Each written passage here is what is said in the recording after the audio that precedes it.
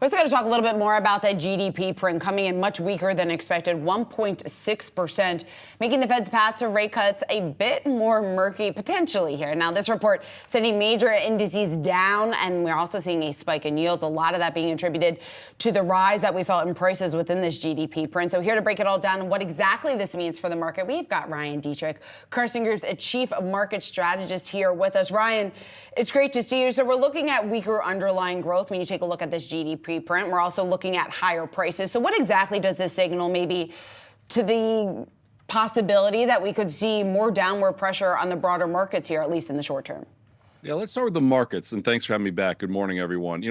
Let's not forget, we were just up 30% the past year on a total return basis for the S&P 500, up 27% 100 trading days off that late October low.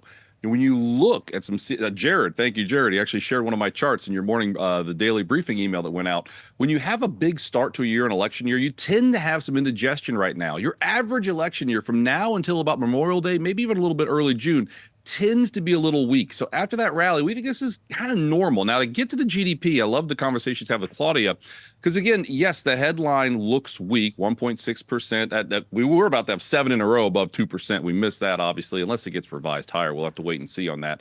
But if you take out inventories and exports, actually GDP was 2.8%. If you take out government spending, which is a little bit weaker, is 3.1%. What's that tell us? Well, final demand is still really strong. So we can get into the inflation part of it next. But overall, we're not too overly concerned. The economy is just slowing down, because it sure doesn't look that way when you kind of break it down a little bit more. So if we do get a revision, and I guess that's what the markets are trying to figure out, should we be banking on a revision, or should we just be taking this as it is on headline and then moving forward with thinking about whether or not the Fed, because in a bad news is good news, then that would say, hey, this bad GDP print should actually see the markets moving higher because of the prospect for a potential cut here. That's not what we're seeing, though. No, you're right, Brad. I think we just move forward, right? I mean, we can slice and dice this all we want. We know the market's a forward-looking mechanism. I mean, again, why are futures down? Well, we know, right? Caterpillar, Jared just talked about, obviously Meta. And then if you peel back the onion a little bit, you've got higher prices. Now, that's monthly PCE. Tomorrow, I'm sorry, quarterly PCE. Tomorrow, we do get the monthly PCE. Maybe it's giving us a clue. Maybe it's not. I mean, similar to what Claudia said before I came on, we're optimistic. We're trending the right way, right? We've got low unit labor costs, we've got higher productivity, wages are strong, but also coming back. So yes, inflation's not perfect. It is a bumpy ride. We're still optimistic, though, guys, that we could have, potentially 2, maybe even 3 cuts still this year. I know we need better inflation data, but who knows? It might start tomorrow. So let's not get too overly, too overly worried here after this one data print. 3 cuts, not many on the street are still saying that at this point. Right. But Ryan, while we have you, let's talk about earnings, because we've got Meta really moving the markets here this morning. We're seeing this sell-off here in tech. When you take a look at Meta's results, does this signal any worrisome signs here for what we could see for the rest of big tech this earnings season?